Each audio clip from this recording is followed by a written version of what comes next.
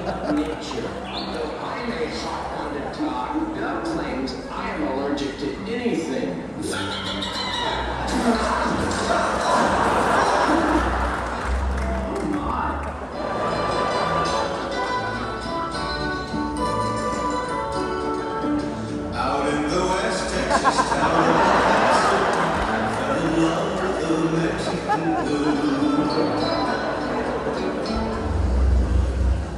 Has this ever happened to you? Hey, taxi! Who are you? A perfectly good day ruined, right? Wrong. Not with Bronco's new shower on a briefcase.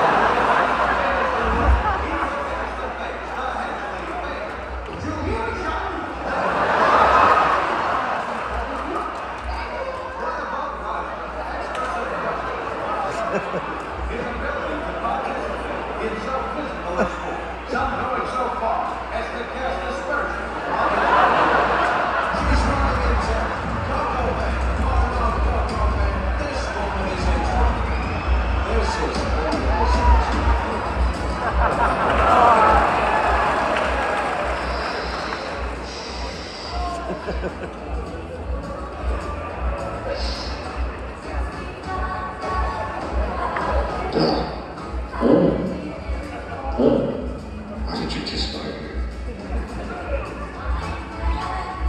I didn't hold my hand. There's nothing here. For 2 pillows.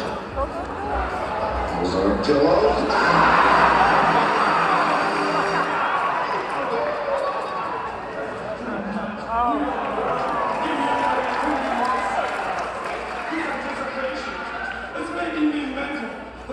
Yes, you can be on the show.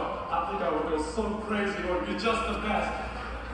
Mr. Sajak, I would like to buy a vowel, please. And a free spin I'll say, excuse me.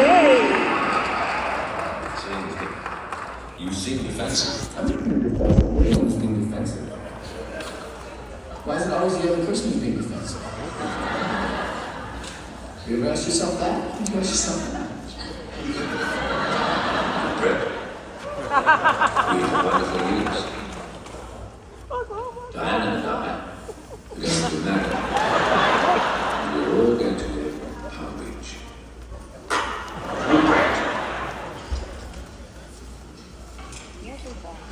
Eat your food.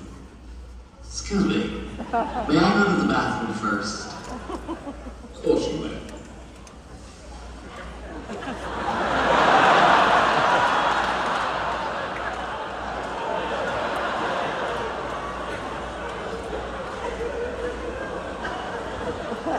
Thank you. I know the protocol for having an audience with the patches, but there is an entirely different set protocol when one has an audience with the royal...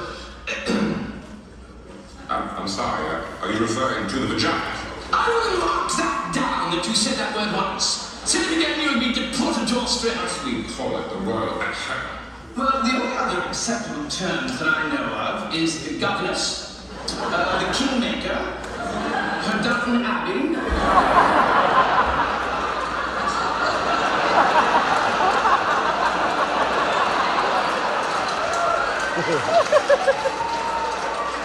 The Channel. The Judy Dench. Piccadilly Circus. And Thomas's English Muffin.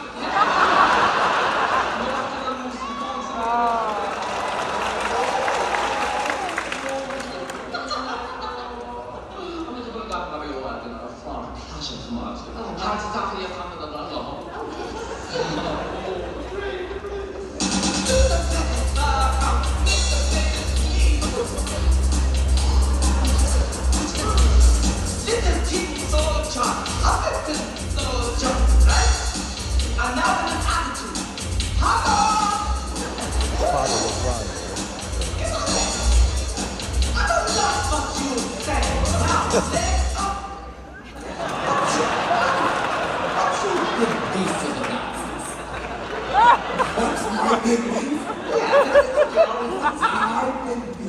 time you're always knocking the knots. Oh, it's time for Mel Brooks to knock the knots. See. Oh, I don't know. I think they're ruined.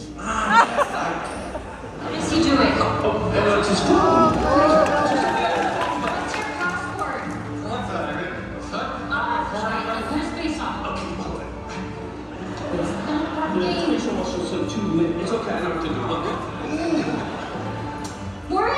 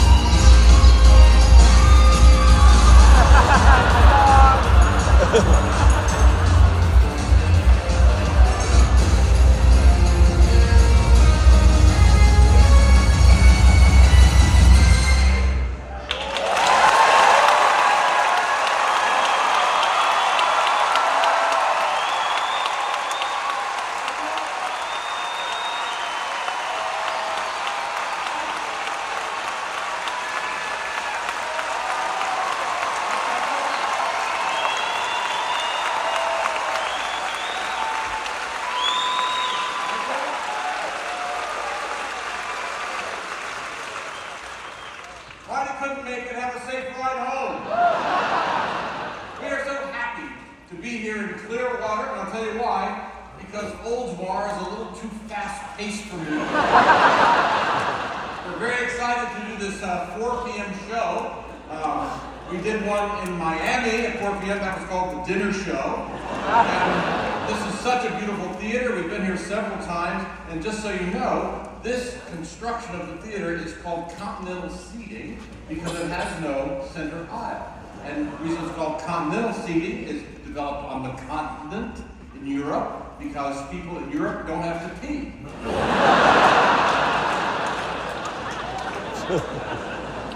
We played Clearwater many times now, and so when we came back, we didn't want our show to seem dusty and stale, so we rolled up our sleeves and got to work on new material and gave up. So, welcome to the Dusty and Stale Show. Yeah.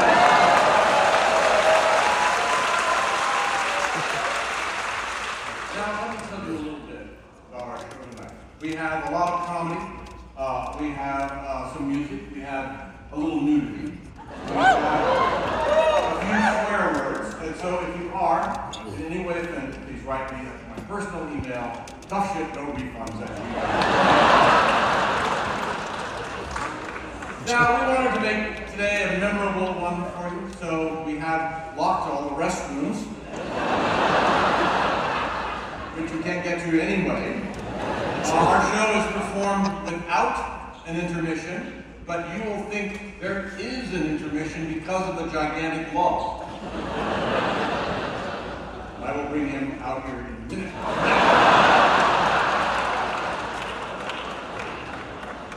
And now I'm proud to introduce a man I think of as one of the great overactors of all time. One of the hardest working men in show business because it just doesn't come naturally to him. This man has appeared in countless of 2-hit movies. A man who, if he gets any more lip filler, Jeff Bezos will marry him.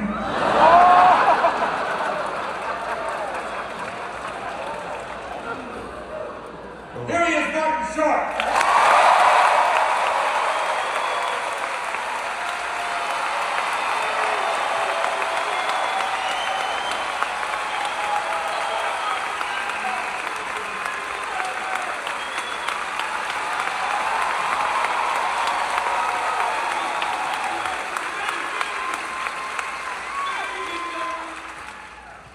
Just because I say thank you doesn't mean you have to stop applauding.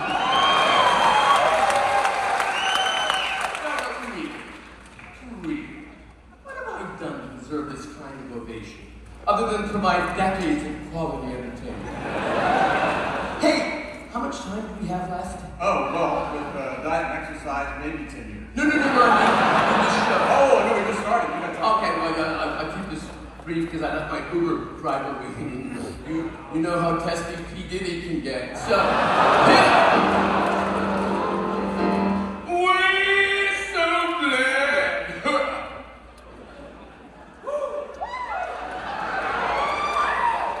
We could be here Performing for you. we got an hour of material we stretch it to two. She's like unusual, and we hope we've been told That laughter is the fastest way of spreading a cold. So tonight's about the friendship. a word that rhymes with dipshit. This love me even more than I love.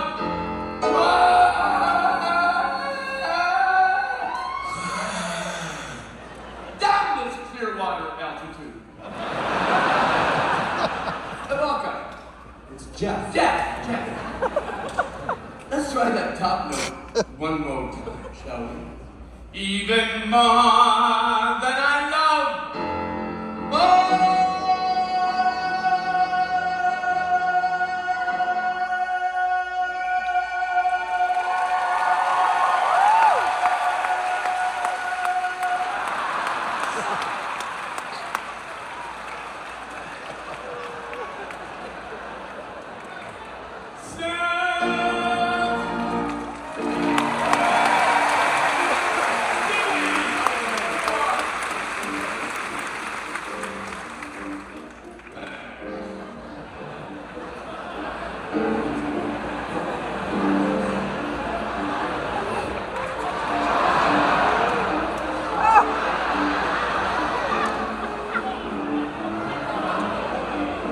I thought that had cleared up.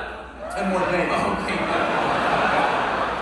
May I say what a thrill it is for us to be here this afternoon? Actually, it's more than a thrill, it's an obligation. Marty and I call this show, If We'd Saved, We Wouldn't Be Here. Yes. And weren't those whole clips great? I mean, did Steve used to be funny or what? And I have to say that for me, working with Marty Short is like World Cup soccer. Somehow, I just can't get into it. May I say, you look fantastic. Oh, thank you. And I guess that's the benefit of looking 70 since you were 30.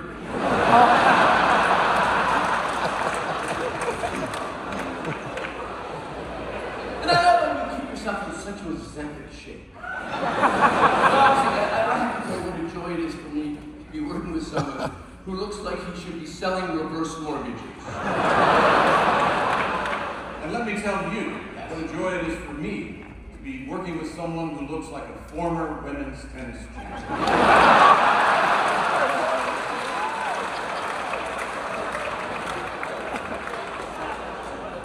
You know, when I think of Steve, and it's not often, but when I do, the one thing that strikes me about you more than anything else is how unbelievably white you are. You're the whitest person I've ever seen. In the 80s, I think I once tried to snort you.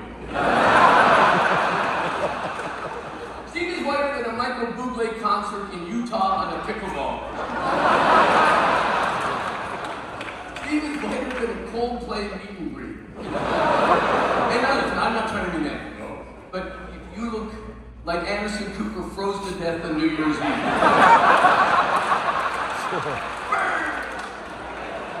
You know what I love about touring around with Marty Short? No paparazzi.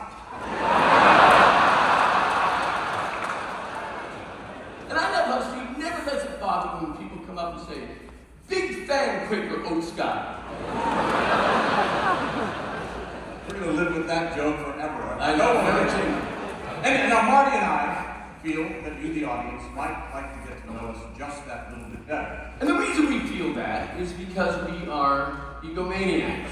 So we would like to share with you some of the hidden gems from our family photo collection. Like this adorable photo of a 2-year-old Marty Short. This is right after I transitioned.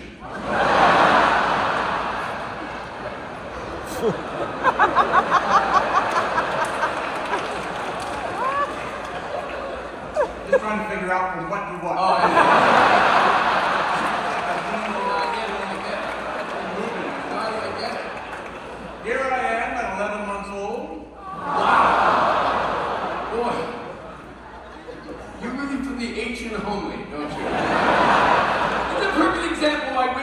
drink during pregnancy.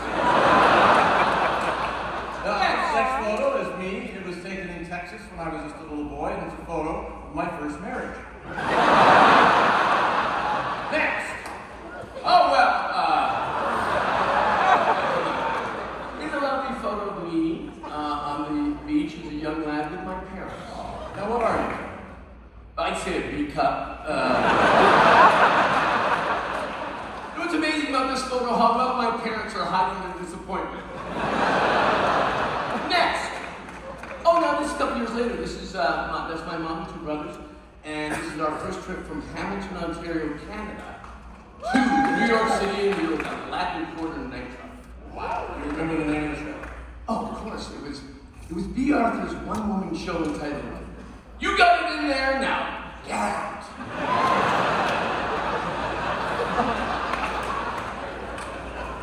An email again is tough shit, no refunds. Our next photo, oh yes, this is me, and this was taken just before I was sent away to camp to pray the gale.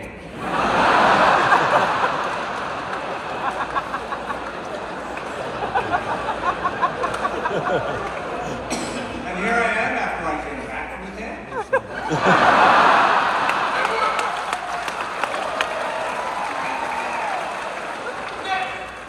Oh, wow.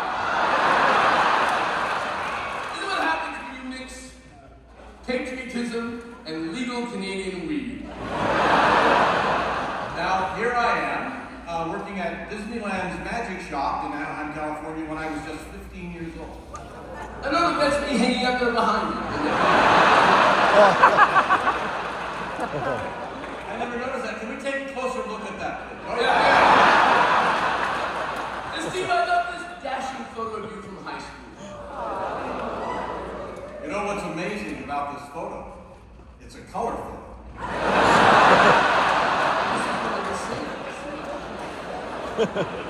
And I love this dashing photo of you from high school. This is the year I was voted most likely to marry a cousin. And you even got your grade point out. Yeah, I saw that. I love this next photo. It's a real photo. This is Tom Hanks, Martin Short, and me doing something we do every 5 years. We meet at one of our houses and we spend the night there, and we wake up and we have a colonoscopy party.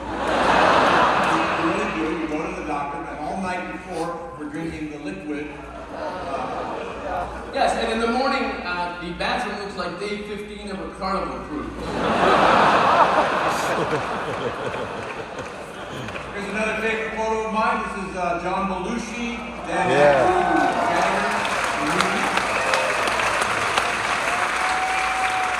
And right after this photo was taken, we tested positive for everything. Next. Oh, well. Let's meet the great Kareem Abdul-Jabbar, who's recently taken a flight from LA to New York. And it was such a joy for me, and a thrill, to take a photo with his balls.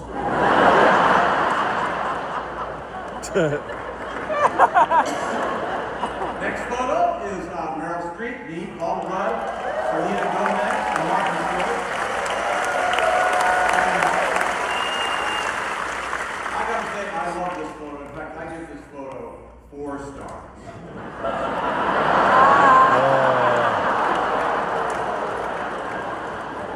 Yes, this is our show, Only Murders in the Building, Season 5.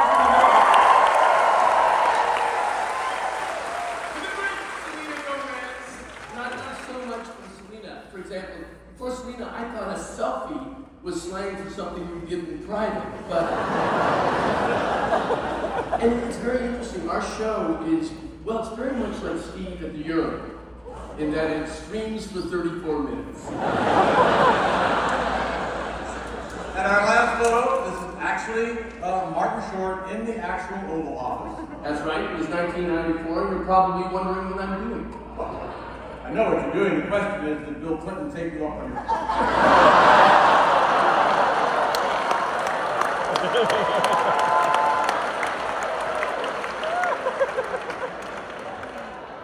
And now, it's time to bring back that fabulous musician. A man who appears every night on Jimmy Kimmel Live, Mr. Jeff Badger.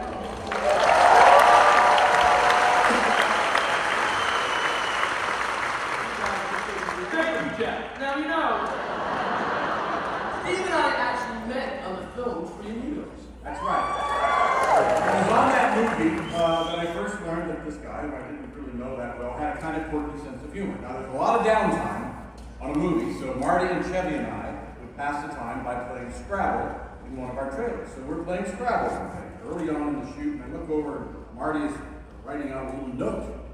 And he folded it over and gave it to me, and it said, "I will let you ball my wife Nancy for an E or a Q."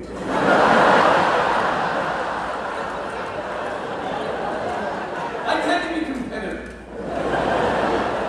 And now we're going to ask Jeff Batko to go into the audience and select 3 people to be amigos up here on the stage with us. And because that takes about an hour and a half, I thought I would do something I did in 3 Amigos. I did that trick roping that I learned at Disneyland. And I thought I'd kill a little time by showing you some of those trick moves. This is the butterfly, red the eagle, there we go. And behind the back. Steve, this is just fabulous. Oh. I wish I could do something like that. That's nice. You really like it? Oh, I do. This thing of me is Ted Lasso. Yeah, that's it. Okay. Do we have our amigos? Dude, how exciting. Okay. Here coming on slow. Look, I see one amigo. I'd kill to see 2 more. There's her hat. There are those called the 3 amigos. Did you pick people in the theater? Oh, hello, sir. How are you? Good to see you. And who's this young man? Jeff, you must have had a lot of rejection. You brought your own cocktail? Put this hat. I've always wanted to meet an alcoholic from Clearwater. Hello, gentlemen. Well, you can be right there. It's good. Boy, when the website said no dress code, you really took them seriously.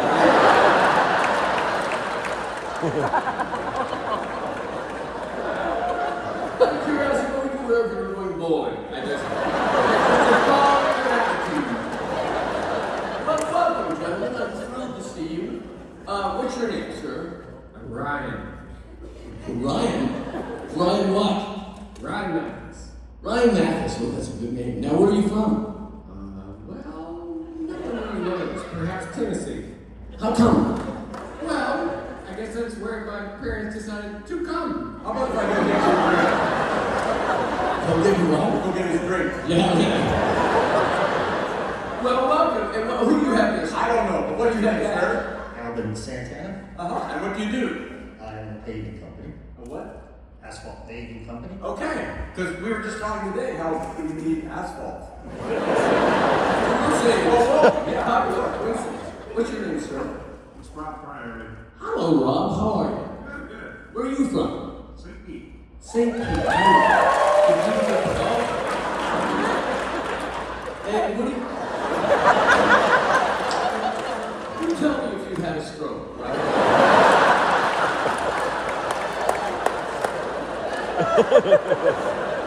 Now, what do you do for a living? Financial services. That's a code name in California for male prostitution. Okay. Google financial services. Yeah. See what comes up. Yeah, see where it comes out. Now listen, in the movie, The Three Amigos, there's a signature move, as you know. Yes, I do. Since you wrote it, I was called The Three Amigos Salute. Let's show it. Here we go.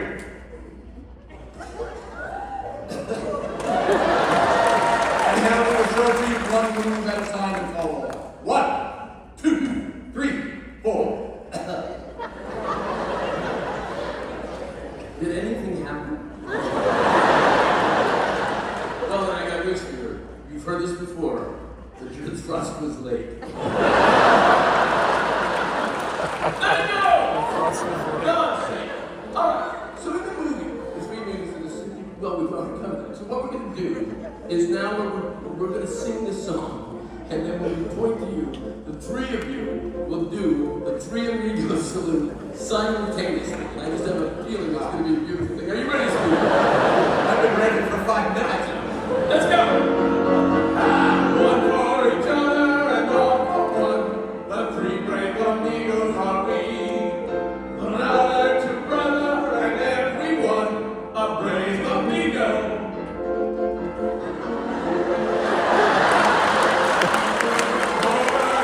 Across the plains, the three brave amigos are we.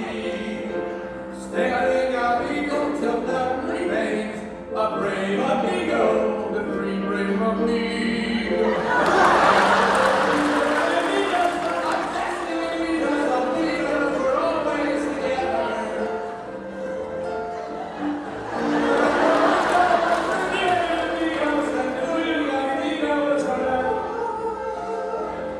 We are the three amigos.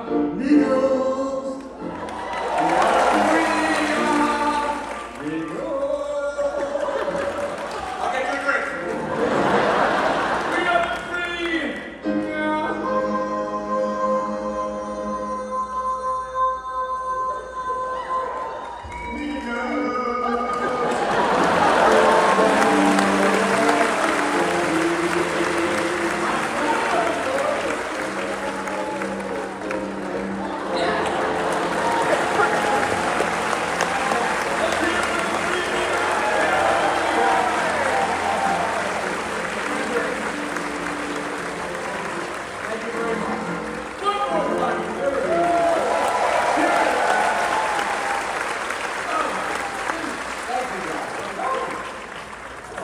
How beautiful is Clearwater? I've been here many times in my life. I started coming here when I was really young. I was playing music.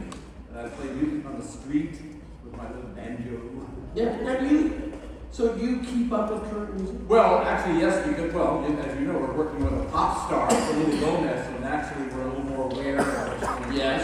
And that is so cute. Every one of Selena's songs comes on our household. My daughter runs up, and I pick her up by the arm, swing her around, and toss her in the air and catch her. So, How old is your daughter now? she's 57.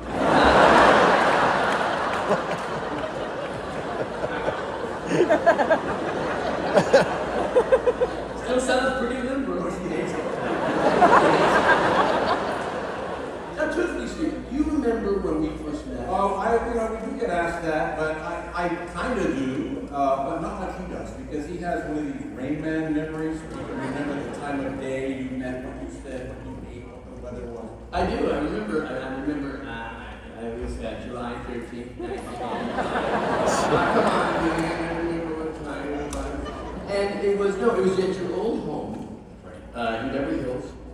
Beautiful house. And I never met Steve, but I went to his house to pick up a script for Three Amigos, which Steve wrote.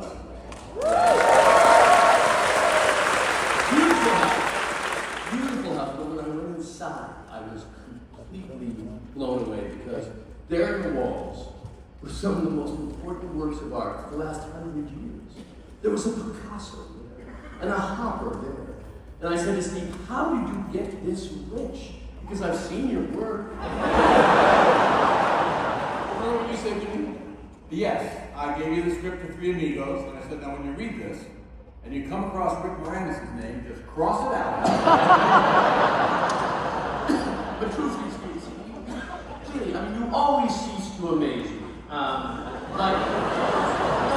other day, for example, Steve butt which is very impressive considering he still uses a rotary phone. So, you juggle, you perform magic, you play the banjo, and yet somehow you're famous. I don't know how that works. You know, actually, this is a question we get asked about, do we play pranks on each other? Because they say, oh, you must be joking around with each other all the time. But we don't. I think we've grown out of that. Well, when we started. Yes, there was a great prank you did. So the Three Amigos was my first movie. And can you imagine being put into equal billing with two massive movie stars? Or so they told me. And but the opening night of Three Amigos was literally like out of a movie. It was Grauman's Chinese Theater in Hollywood, strobe lights going, fans lining the street. And the studio had asked the three of us to show up in our full Three Amigos regalia, with the hats and the bolero jackets and the spurs, but at 4 p.m. that afternoon, I called Chevy and said, let's wear our tuxes and not tell Marty.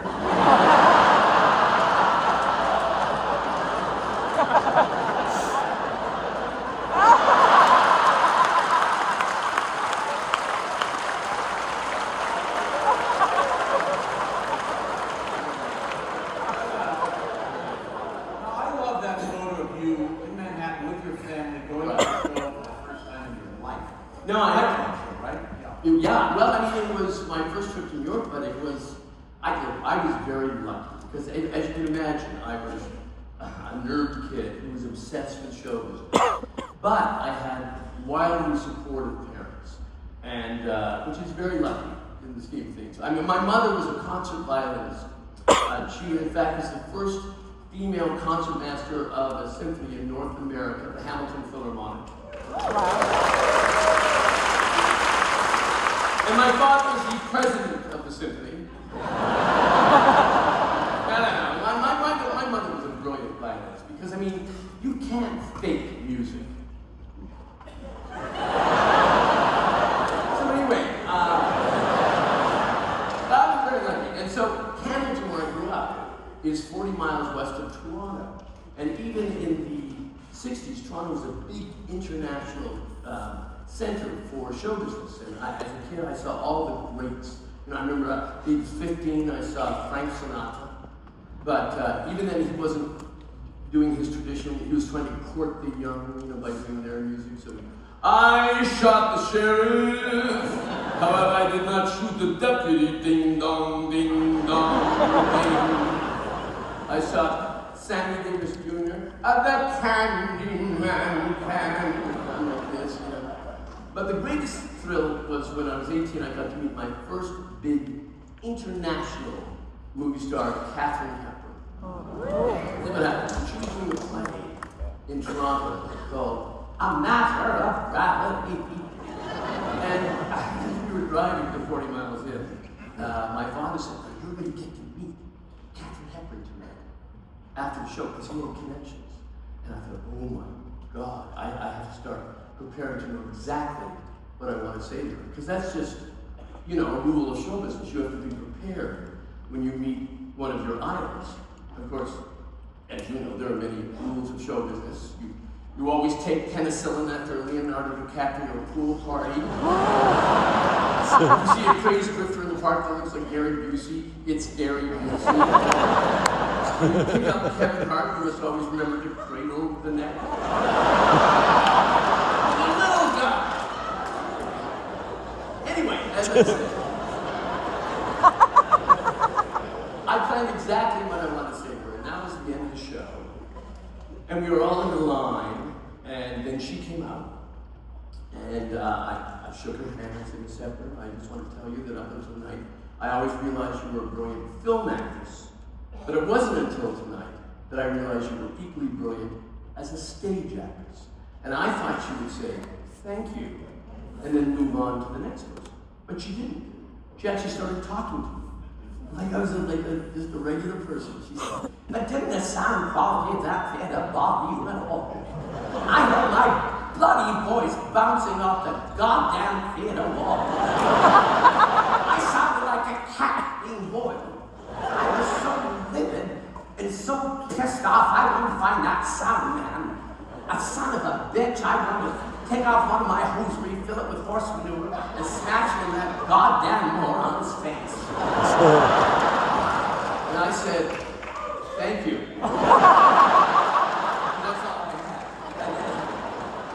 And then I heard her move to the next person, and I heard her say, "I think that young man has mental issues." I have to pay you a compliment because you do something I don't. You know, sometimes you're entertaining. No, you do impressions, and I don't do impressions because I don't need to.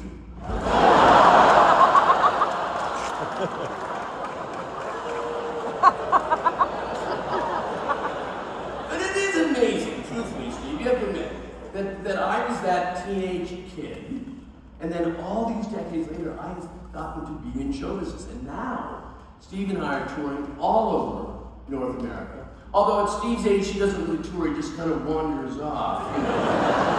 And when the curtain goes up, he screams, "I'm ready, Jesus!" and starts walking through the light. You know. But we catch him, and we bring him back.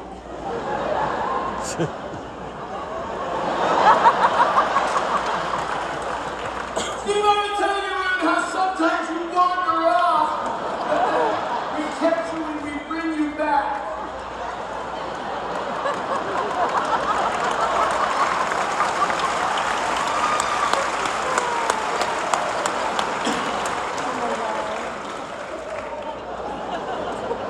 You know, Marty, I think it's time we brag a little bit. We do kid each other quite a bit, but we're actually quite proud of our careers, and through the years, we have been honored to have won a few special awards. That's right. I think between the two of us, we have 4 Emmys, 5 Grammys, an Oscar, and a Tony. Wow. Let's take a look at how that distributes. First, the Emmys.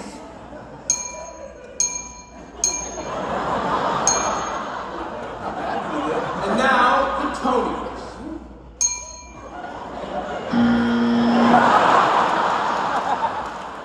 And now the Oscars. Let's take a look at the Oscars.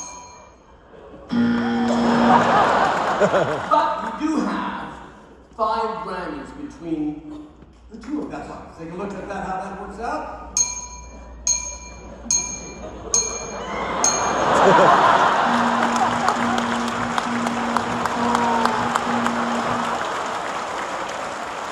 And we have won a few other awards too. Let's take a look at Yes. those. Yeah, nice. Well, listen, I'm actually pretty proud of that one because that one was hard to get.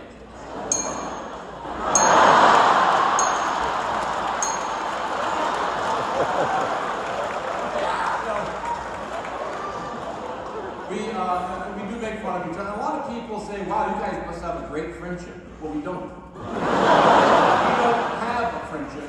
We have what I call a funship.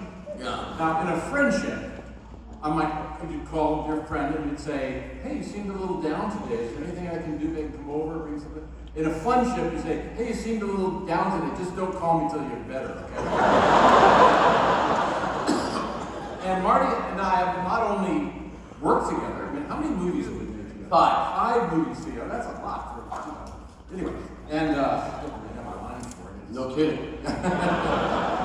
And we also vacationed together. And for years, we would, around New Year's, we would go down to this little French island, St. Barts, which is a very beautiful place, and take our families there. And when we first started going there, it was just a funky little island, you know, just like dirt roads and run-down restaurants on the beach. But through the years, celebrities started going, and that meant that paparazzi started showing up. So one day, about 10 years ago, we're at the house, and I said to Marty, "Hey, let's go down to the beach." And he said, "Are you crazy? One of those paparazzi will get some horrible photo of us and we'll be so embarrassed." And I said, "What are you talking about? We look great. Let's go." So we went down to the beach and we frolicked there for several hours. We sure did. Anyway, so and we go back to the house and everything's fine. And then, about 10 days later, we saw this photo in the National Enquirer.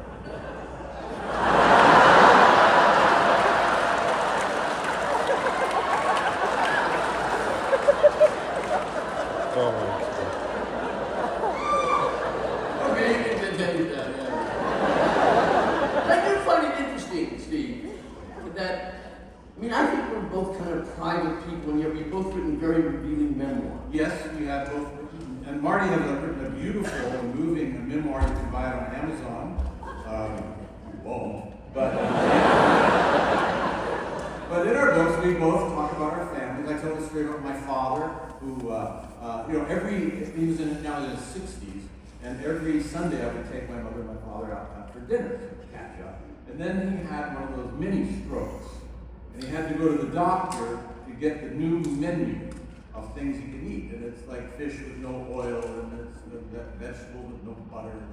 So now it's our first lunch after his doctor visit. He's got the doctor menu in one hand, he's got the restaurant menu in the other, and he's like cross-check to see what he can have. And finally he just said, "Oh, I'll just have the fettuccine Alfredo." And then his health didn't get any better, got a little worse.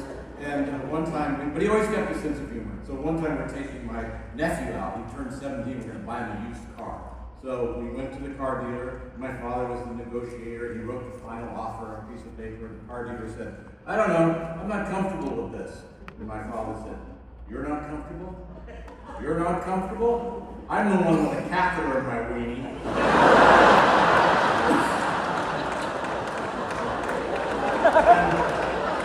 My mother lived to be 90. She had a very full life, but toward the end she did have some dementia, which is very, very sad and also sometimes hilarious. And I'll explain what I mean. I was talking to her, and suddenly she stopped and she said, "Where's Glenn?"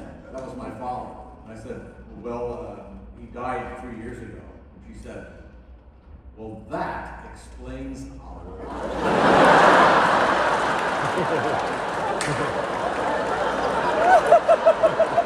I have to be honest. I love these stories, and Steve and I have an agreement. The minute we stop having fun, that's when we quit.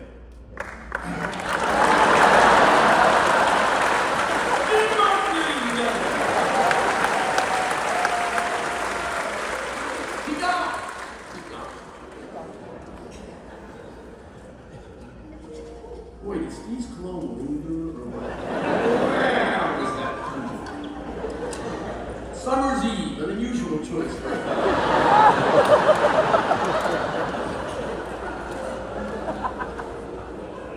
It's interesting. A few minutes before the show started, when I was backstage hiding Steve's heart pills, I was reflecting on Steve and myself and how we become this kind of great team, I mean, we're like President Trump and Putin without the sexual tension.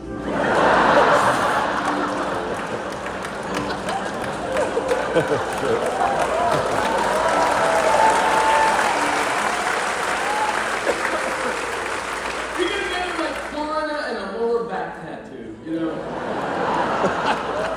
like Chipotle and regret. Like Kanye cries for help. But I'm such a fan of Steve's work. I see his work on the screen and I'm whelmed. People always say this, "What's Steve Martin like?" I say, "I don't know, you're his wife." But to me, truthfully, hanging out with Steve Martin is a lot like the movie Deliverance. It's all fun and games until the banjos come out. Banjo, by the way, is the only instrument that makes people who play the jug say, "Really?" Because whenever Steve plays banjo, I have to just close my eyes and pretend I'm on hold with Cracker Jack. I said this, Steve, what would you do if you were a talented comedic actor? He said, "Probably what you're doing." Yeah. But I'm so excited to be here in Clearwater, I must say.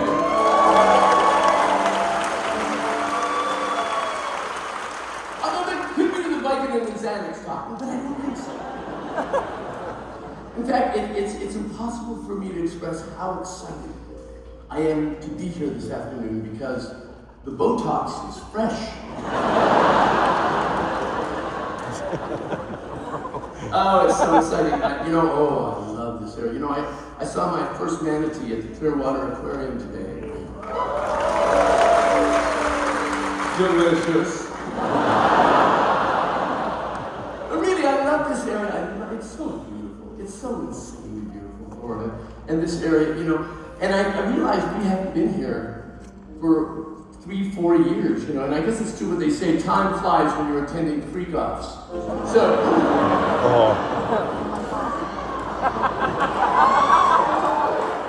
oh, they're fun.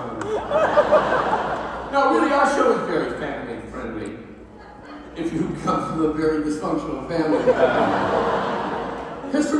no greater high than performing in front of a live audience.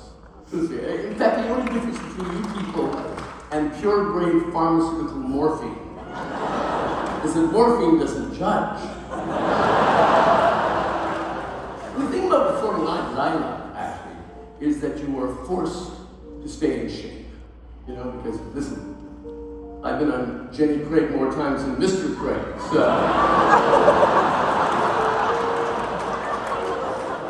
There's a lot of pressure to stay looking good in show business, and that's, again, just another rule of show business. As I mentioned earlier, there are many, many rules. You never ask Nick Cannon if he's free on Father's Day.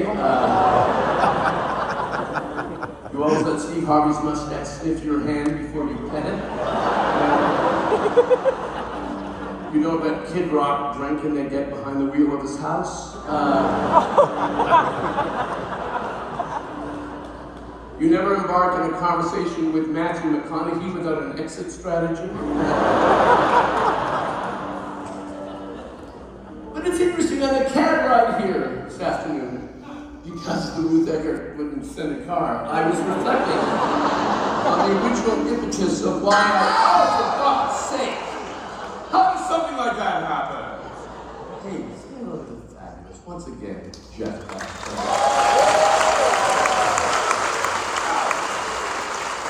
Oh, I've known Jeff forever. He was there when all three of my children were conceived. I know, because I was out of town making a movie at the time. Anyway, welcome, Jeffrey. Mark, it's so good to be back.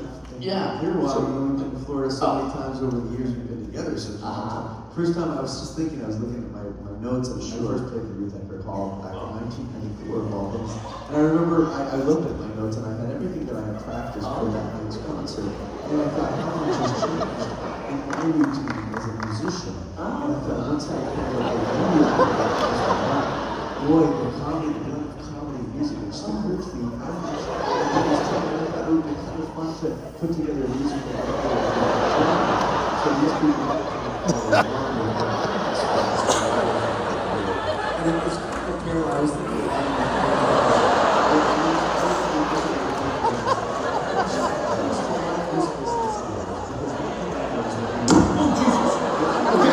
Oh, thanks, that was great, Jeff. You see how quick the crowd is going crazy with that story. Jeff's stripper name is Ambien, just so you know. Did Trump put a tariff on your charisma? What happened? Cocaine calls Jeff a challenge. No, how long have you been doing this? I started playing piano when I was 4 years old. No, I mean sucking the energy out of the theater. Listen, I kid Jeff, but let me just say, out of all the piano players in the world, Jeff was available. So,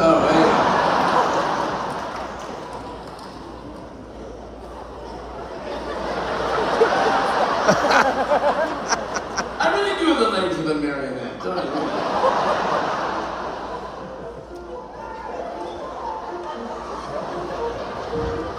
I think these socks were also a mistake. They seem good in the drawer, but first of all, they go all the way up to here, which is unusual. Socks. I think they're a little Wizard of the Aussie for their own good. You know, can't you just see the house landing on the witch and this thing?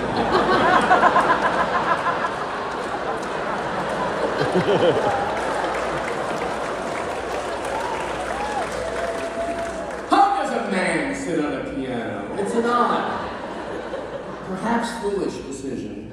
This can't be good. Hi, Clearwater. But it's an It's my time. Anyway, or anyways, as the less literate like to say, on the carriage ride here, it's happening because I love to pay for myself. The driver said to me, "What is the name of the film you made? I hate it." And I thought, oh my God, he knows my work. And then it dawned on me, here's a man who hates me for my work. but doesn't know me well enough to hate me for who I am. So that's why I'm going to tell you a little bit about my life, my journey. As I stated earlier, I'm Canadian. Remember, we are the 51st day.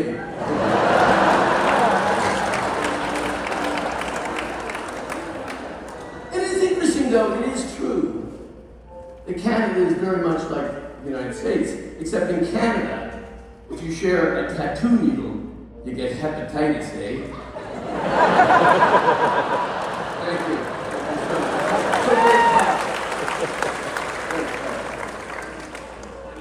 I recently turned 75 years of age.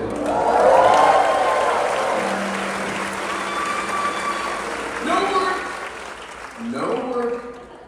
I know you're thinking, no kidding. This cosmetic surgery does not work on a man. You know, you get this look.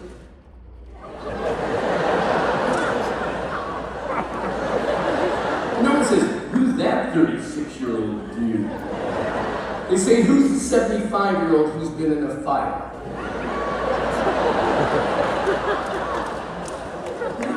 But it is odd.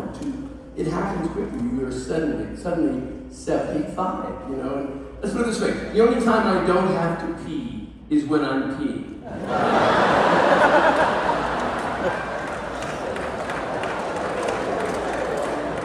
Let's put it this way. I no longer put an angel on top of our Christmas tree because it feels like foreshadowing. My first love has always been the theater. Then comes movies, and then television, and then my family. As I said earlier, I grew up in a house filled with love.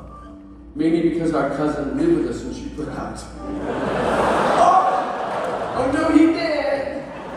No, he didn't say that. Listen, let me say something. Even she used to say, it's better to have loved a short than never to have loved a tall. And you know, very clever. I have 3 beautiful children. And now, in the last couple of years, I've become a doting grandfather.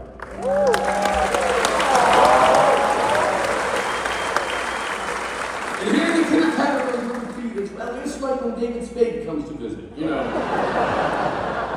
More than anything in the world, I adored my parents, as I said. They had a mixed marriage. Different genders. It was the 50s.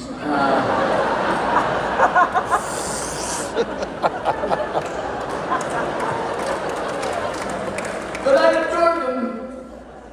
Especially my mom. God rest her soul. She's not dead yet. It's not looking good, I'll tell you that much. My father was a little more complicated. You know, he was Irish. So there was a lot of I used to say, Dad, why make that noise? Just drink the gin. You know? That was his drink. Beefeater, gin, and ginger. No ice. Because the Irish feel that ice can be addictive. I don't know if anyone ever had a parent who tippled. But my father, this was a very madman when he got home. You know, he was a very successful guy. He was vice president of Canadian Steel. So he had a big bar in his office. But he would never drink at work. But when he got home, he would make up for lost time. And, you know, he'd sit. But on the weekends, he'd hit it hard. I mean, he'd start that early, he'd wait till the sun was up sometimes. And on a typical Saturday afternoon, you look over and you realize that it wasn't like he was slurring, but you realized his hair was drunk.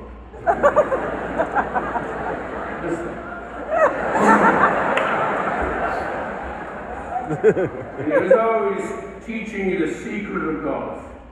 You know, Marvy, I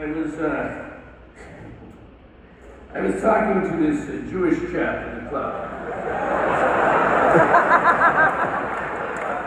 And at any rate, his name was Goldberg or Silver or Bronstein. I I can't remember. I know there was a precious metal involved in his name. And anyway, he said to me, you know, Charlie, did you hear about the blind prostitute? You had to hand it to her. And,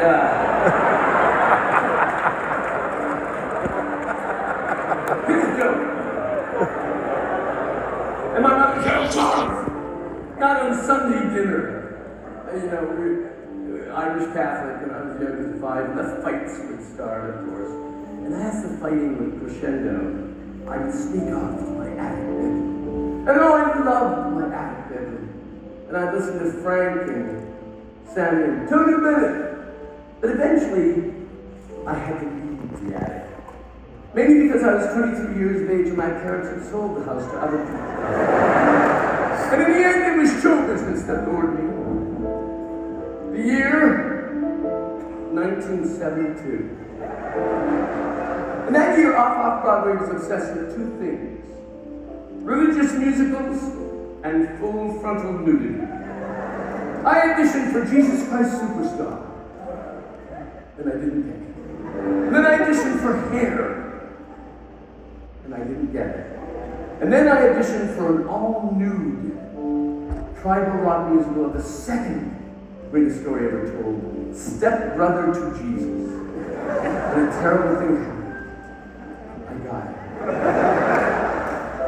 My father Joseph, before he met the Virgin Mary, he loved my mother on some would-be Christmas night.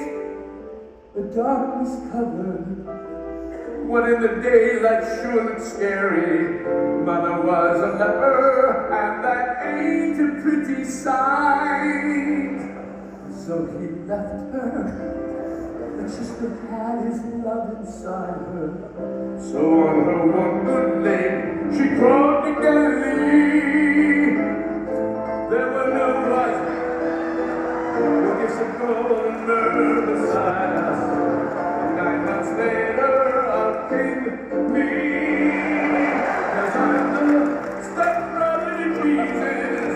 I may be a bastard, stepbrother to Jesus. I'm looking down and going here to the Lord. Stepbrother to Jesus. I sing so loud that you don't need to laugh. I got you living for a night of the stepbrother to Jesus. Night of love.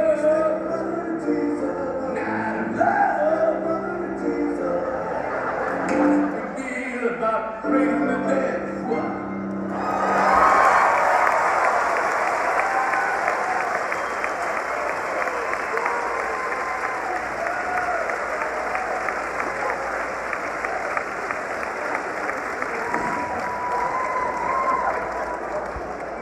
Oh my God.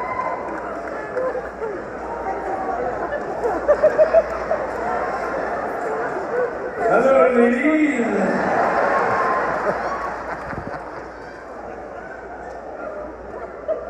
I see you like my Lululemon.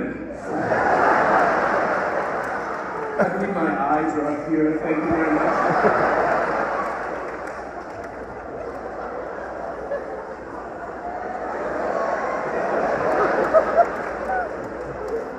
I know what you're thinking. But I think I know what you're thinking. Remember, it is a theater. Objects may appear smaller than they actually are.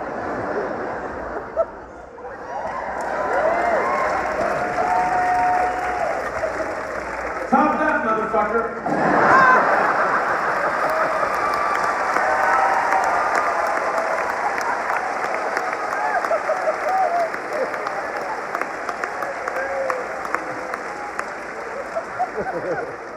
I have to say, I'm offended. This is a family show. Marty, it's time we hash this out. Come out here for a second. I'm talking about this. Now listen. Oh, no, you don't.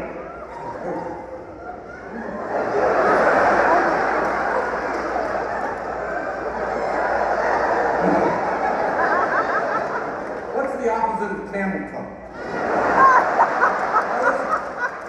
I know you think this is so funny and all that, you know, but I'll tell you what really offends me is you broke Jeff Babcock in on this, and he is a world-class musician, and I'll bet somewhere in his heart he feels humiliated. Jeff, are you there?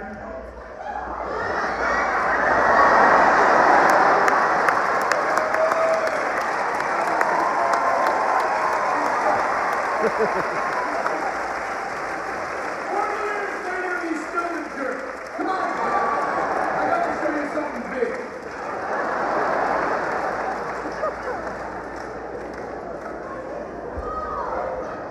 I've known Marty for 40 years, and until tonight, I never realized he leans to the right. Now, if your bucket list includes listening to a banjo song in the middle of a comedy show, this is your lucky night.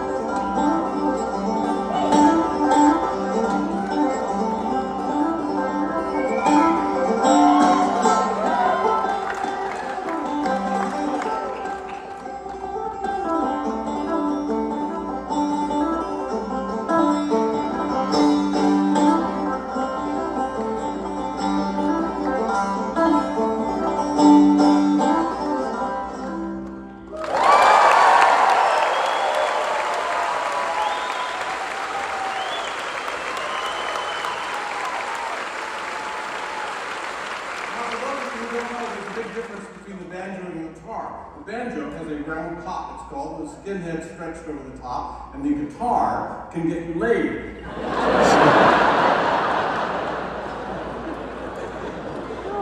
Young inventive banjo players come up to me and they say, Steve, how can I get my music out in front of people like you have? And I always say the same thing. I say, one, be very creative. Don't let anyone tell you how to write your music. And two, already be famous. Oh, I want to take this moment, this little pause, to thank our crew. We have it takes 22 people to put this show on, and we have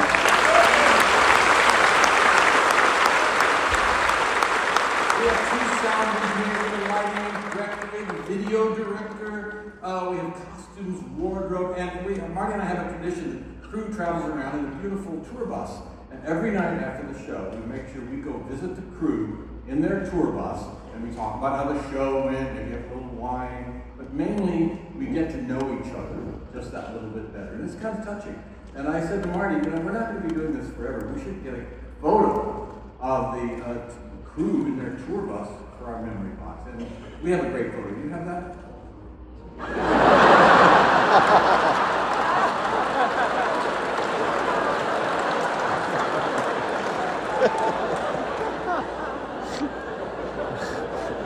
Very important to get your instrument in tune, and stringed instruments are not easy to tune in an environment like this because of the heat of the lights and the air conditioning. It's kind of a science thing. So, I can explain it to you. I can try if you want. See, what happens is the photons come down and agitate the protons, and those activate the muons. So that the moron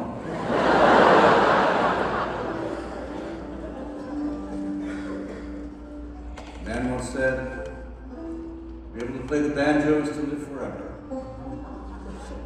alone and in a band. I was recently asked why I don't make as many films as I used to. Here's what I said. I said, honey, where's our daughter talking about?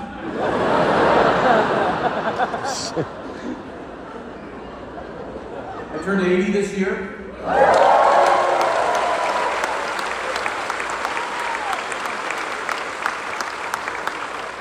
But honestly, I feel feel like I'm 65.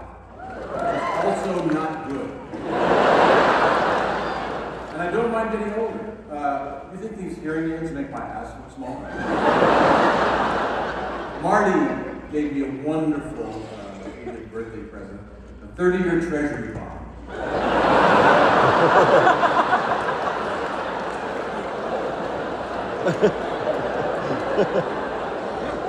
Sometimes I'll ask a little kid, I say, how old are you? This many? 4. And I say, how old are you?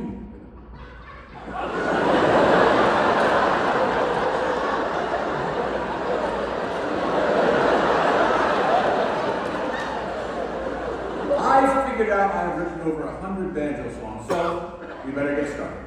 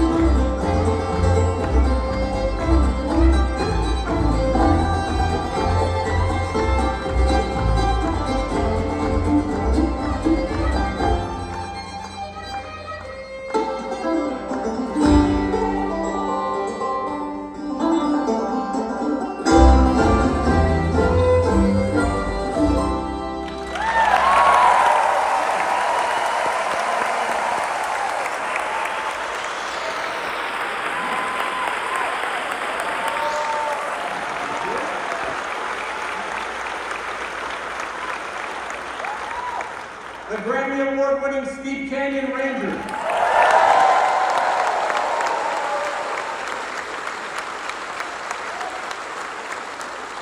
I love these guys. How long have we been working together now? I think about 15 years. 15 years. Can you believe that? Ladies and gentlemen, on guitar. Oh, jeez. Aaron. That's right.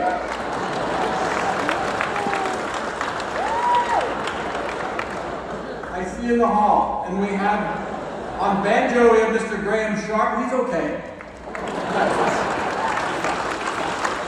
And on mandolin, Mike Gugino. Now, Mike, I know you're an incredible bluegrass mandolin player, but can you also play Italian mandolin?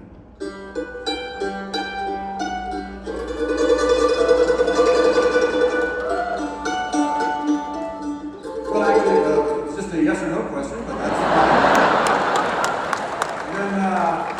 And then we have here some others.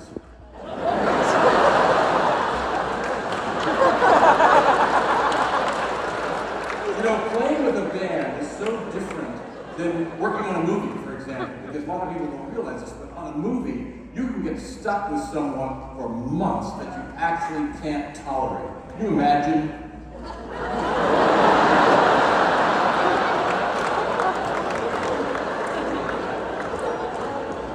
All right, we're going to play a new song for you now. And if you're like me, whenever I hear a band say they're going to play a new song, I always think, oh, please don't. Just play your hits, because that's all I care about. But we don't have any hits and we're not getting it.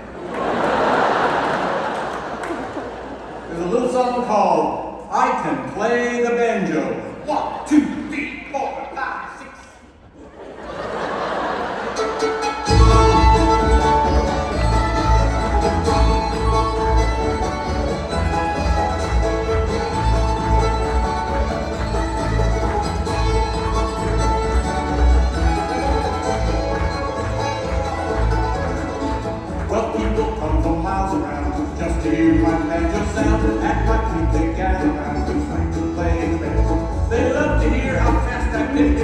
lines, that guy is sick. 60 notes a second, we just like to play banjo. Oh, play banjo, keep playing banjo. I love it when I hear them say that guy can play banjo. Woo!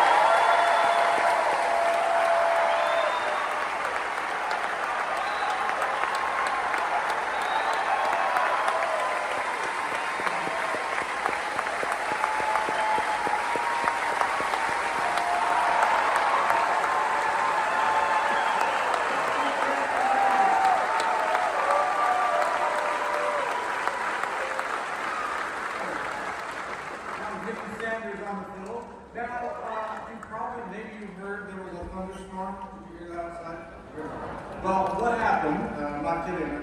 We lost power to our video screen, and our next bit completely relies on the video screen. So what do? We're going to do it anyway. And you'll see why, because I'm going to introduce a man. One of my great skills is I was a juggler, I was a magician, but I was also a ventriloquist, and I'm going to show you my skills with the ventriloquist.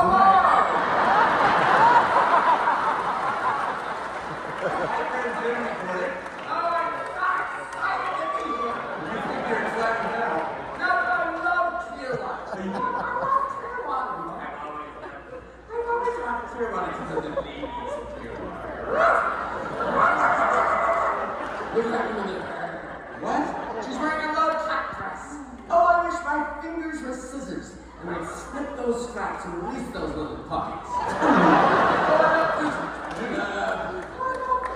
I've always said I love the bosoms of Clearwater. Because I love lady bosoms because they're very much like martini. In what way? Well, one's not enough and three are too many. So, hey, what a handsome man you are. Well, you're such a, I just noticed it. Your smile is so beautiful. Your teeth are so white. Your smile is like an email from grandma, all caps. I think our video is back up. It is. I think so. Yay. So we have no excuse for bum. Yes. Now, Jimmy, you're one of the great critics of style. Thank you. So I thought let's take a look at some people in the news and you can tell us what we think of their style. Oh, I love that, what you just said. And yeah, who's our first celebrity? Oh yes, there she is. I love Kim Kardashian. She's a wonderful spirit. I was at her first wedding. She wore white because she could be ironic. And she wears too much makeup. What? Yes. Can we see Kim with all that makeup?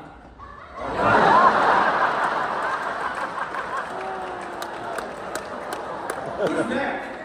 Bernie Sanders. Back in the news. Bernie Sanders. That's because he looks like a used tissue that just sprung to life. But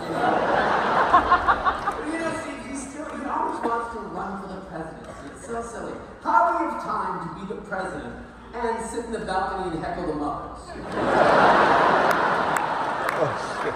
always looks so tired. Can we see Bernie with makeup? Who's next? Oh, Andrew Cuomo. Now he's running for the mayor of New York City, but he had a problem a while back. He was accused of inappropriate behavior. Well, he got confused. He thought harassed was 2 words.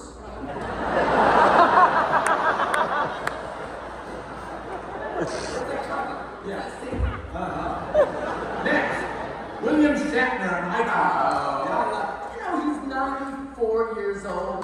Pick that flying exercise. Next, Diddy. He did.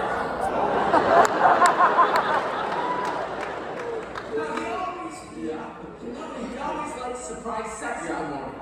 So he's loving prison. Next, Oh, these 2 fucking idiots. I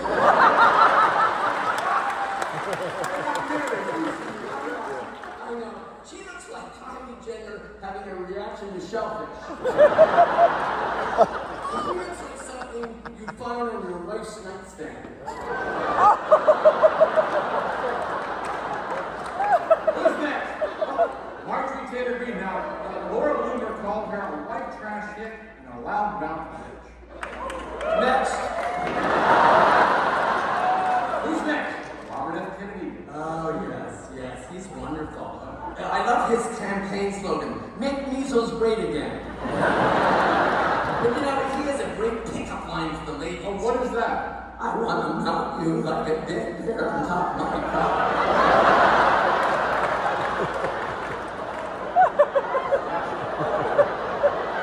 I wish the video hadn't worked. Who's next?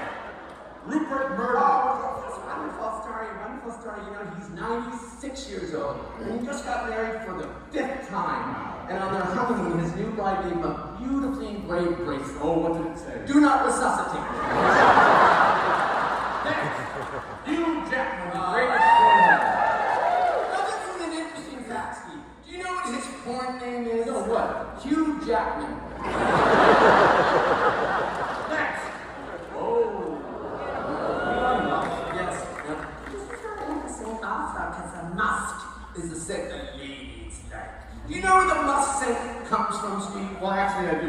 technically it's extracted from the anal gland of the male musk deer.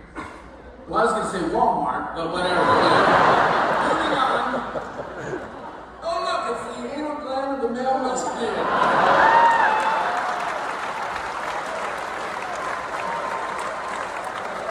Let's do one more. No, that's enough. No. Oh, please. Okay, all right. Who's next? Kim Jong-un. Yes. He looks like a bouncer in a lesbian bar.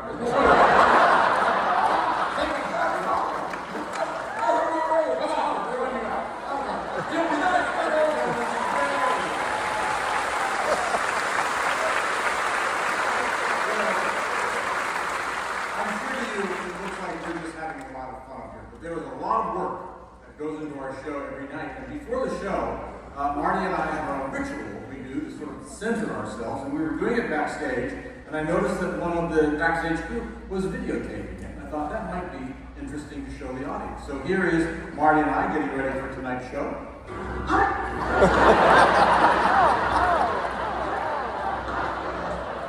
Let's bring back Marty. Come on back.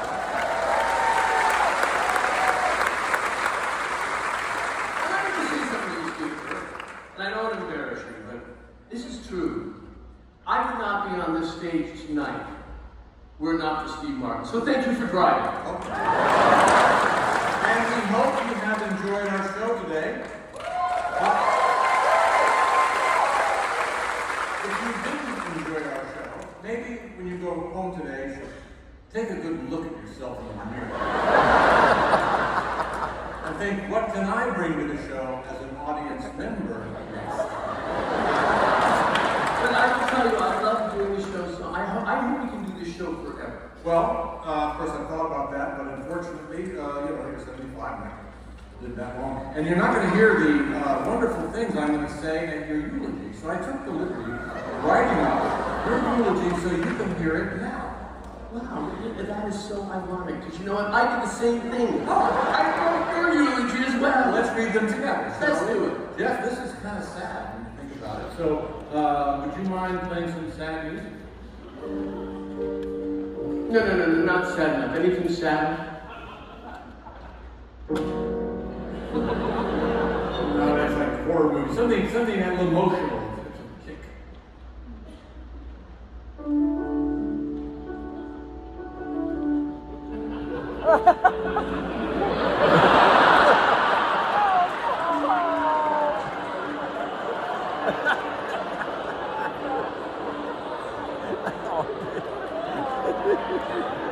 So, Marty, I dedicate this eulogy to you.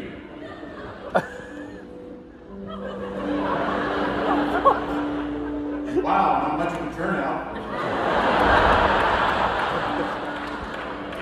Marty did not want to be cremated, too late.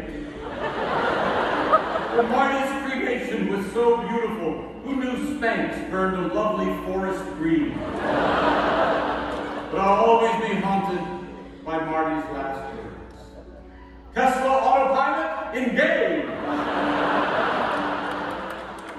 There's so many great and wonderful things I could say about Steve Martin, but this hardly seems the time nor the place. Oh, Steve! You bland, overrated, white-headed son of a bitch, where'd you go?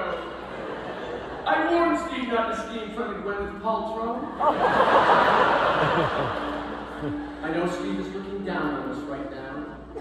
See how he's looked down at everybody. And I learned so much from Steve. For example, Steve taught me that you don't need to restrict a urinal to just number one.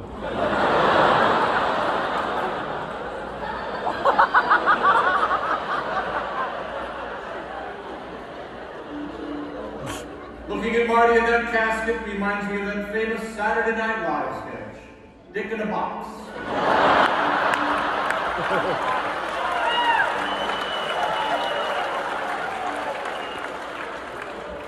But Marty was taken away from us too soon. Sadly, not before he played Jack Frost in Santa Claus 3. Oh, Steve!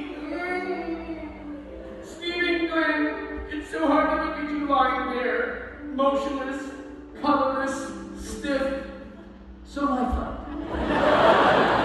The good news is the speed gone. Download should be so much faster on Pornhub. Steve is such a great dad, and you can tell that from his children. They're so polite. You'd go to his house and he'd say, "Would you like anything, Mr. Short? Could I get you a drink, Mr. Short? Can you give this note to the police, Mr. Short?" And I'd like to close this tribute by showing you my favorite photo of Steve.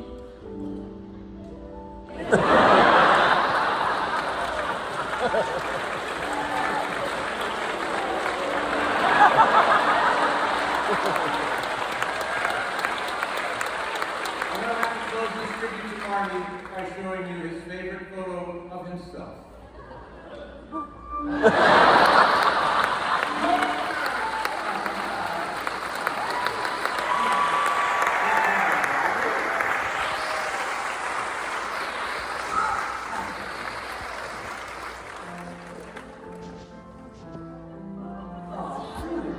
You know, at each stage of our lives and careers, Marty and I have admired and been inspired by so many comedians, not only the great ones who came before us, but also the younger comedians that we admire so much today.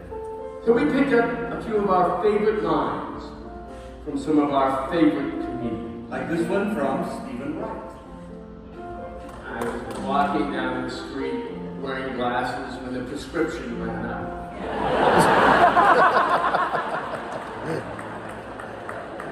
And Richard Pryor said, "I'm not addicted to cocaine, I just like the way it smells." And our great friend Robin Williams. Oh, I wonder what chairs think about all day. Oh, here comes another asshole. My friend, the Scottish comedian Billy Connolly said, "Who discovered we could get milk from cows? And what did he think he was doing at the time?"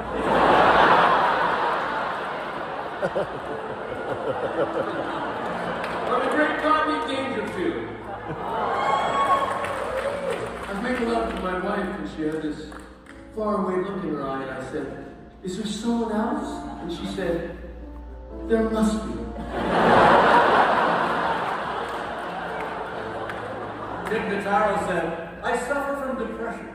Or as my father puts it, no you don't." Or the brilliant Gary Shandling. When I'm not in a relationship, I shave one leg. That way when I sleep, it feels like I'm with a woman. And Bob Newhart said, "I don't like country music, but I don't denigrate those who do. And for those of you who like country music, denigrate means put down."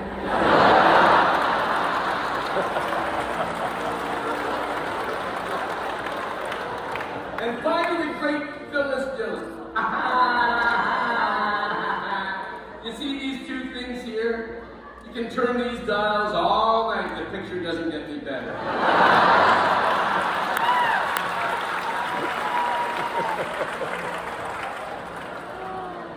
And what's a more appropriate way to end our show this afternoon with this beautiful song by the great Stephen Sondheim. Isn't it rich? Are we a pair? Me here at last on the ground, you in midair. In midair.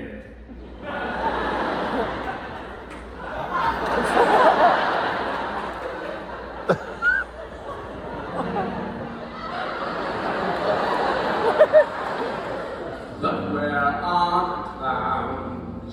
Isn't it bliss? Don't you approve? One who keeps tearing around, one who can't move.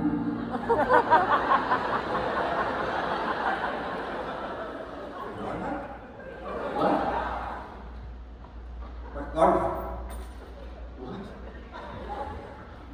Fuck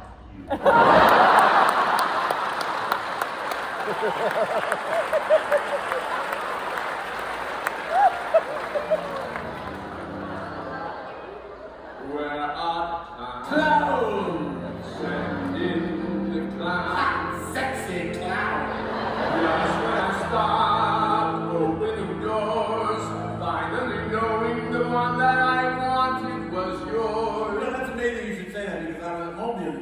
My door stopped working, and I thought, where do you even get a new door? And then I realized, Home Depot.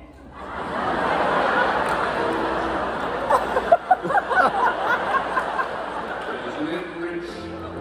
Isn't it queer? Losing my time in this late in my career. Bingo! But where are When you're sending the goddamn clowns!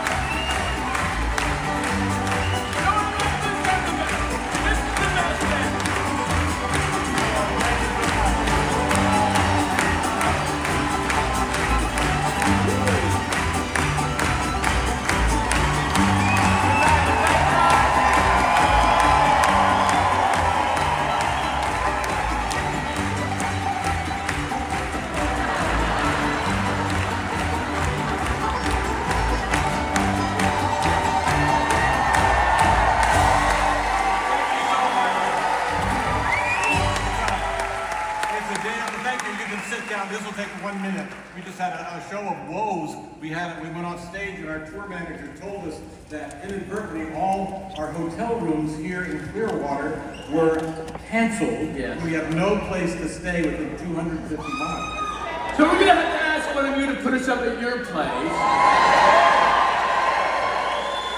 Whoa, whoa, whoa. It's not that easy. We do have a few requirements. Jeff, would you mind? Need a little space for two. Something with a mountain view. Something with a spa and sauna. A good night puff of marijuana. We'll need to borrow some pajamas. I wear men's.